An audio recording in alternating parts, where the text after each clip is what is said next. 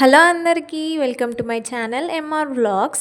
ఈరోజు ఒక చిన్న వ్లాగ్ చేశాను. అదేంటి అంటే లెమన్ రైస్ నా స్టైల్లో నేను ఎలా చేస్తాను అనేది మీకు కూడా చూపిద్దామని ఒక చిన్న వ్లాగ్ చేశాను. చూసేద్దాం రండి. ముందుగా స్టవ్ పైన ఒక కడాయి పెట్టేసుకొని 3 టేబుల్ స్పూన్ ఆయిల్ వేసుకోవాలి. ఆయిల్ బాగా హీట్ అయిన తర్వాత 2 టేబుల్ స్పూన్ పల్లీలు వేసుకోవాలి. తర్వాత 1 టేబుల్ స్పూన్ మినపప్పు వేసుకోవాలి. ఒక 1/2 టేబుల్ స్పూన్ శనగపప్పు కూడా వేసుకోవాలి. ఇవన్నీ ఆయిల్లో మంచిగా ఫ్రై అవ్వనివ్వాలి. మీడియం ఫ్లేమ్లో పెట్టుకొని ఫ్రై చేయండి. తర్వాత 1 టేబుల్ స్పూన్ ఆవాలు జీలకర్ర వేసుకోవాలి. ఇక్కడ నేను కారంకి తగినట్టుగా నేనైతే 4 పచ్చిమిర్చిలని ఇలా పొడుగా కట్ చేసుకొని వేసుకున్నాను. మీరైతే చూసుకొని మీరు ఎంత అయితే తినగలుగుతారో అంత కారంకి తగ్గినట్టుగా మిర్చీలు అయితే తీసుకోండి. మనం ఎలాంటి కారం అయితే ఇందులో యూస్ చేయము కాబట్టి ఇప్పుడే చూసుకొని తీసుకోండి. ఇంకా నేను ఒక 2 ఎండుమిర్చిలు కూడా తీసుకున్నాను.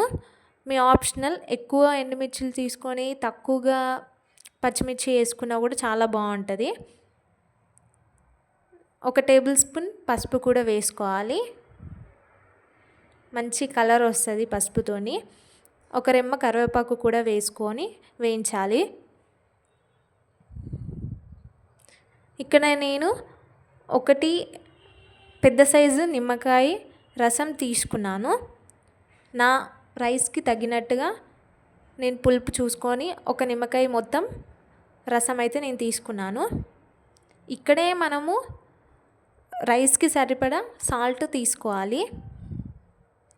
మీరు చూసుకొని వేసుకోండి. నేనైతే సాల్ట్ వేసుకున్నాను. ఇక్కడ నేను ముందుగానే రైస్ని ఉడికించి పెట్టుకున్నాను రెడీగా. పోపు అంతా ఆయిల్లో మంచిగా ఫ్రై అయిన తర్వాత మనం రైస్ని వేసుకోవాలి. రైస్ అంతా పోపులో మంచిగా మిక్స్ చేయాలి. మనం పోపుని ఎంత మంచిగా కలుపుతామో అంత మంచి ఫ్లేవర్ రైస్కి వస్తుంది. ఇలా అంతా కలపాలి. ఒక 5 మినిట్స్ మంచిగా కలుపుతూ ఉండాలి లో ఫ్లేమ్లో పెట్టేసుకొని. చూడండి, మన లెమన్ రైస్ రెడీ అయిపోయింది. చాలా బాగుంది కదా. చాలా టేస్టీగా కూడా ఉంటుంది. ఒకసారి మీరు కూడా ట్రై చేసి ఎలా వచ్చిందో నాకు కింద కామెంట్ చేయండి. అలాగే ఈ వీడియో కనుక మీకు నచ్చినట్టయితే ప్లీజ్ లైక్ అండ్ షేర్. అలాగే ఇంకా మన ఛానల్ని సబ్స్క్రైబ్ చేసుకొని వాళ్ళు ఉంటే ప్లీజ్ సబ్స్క్రైబ్ చేసుకోండి. Thank you so much for watching this video. See you in next vlog.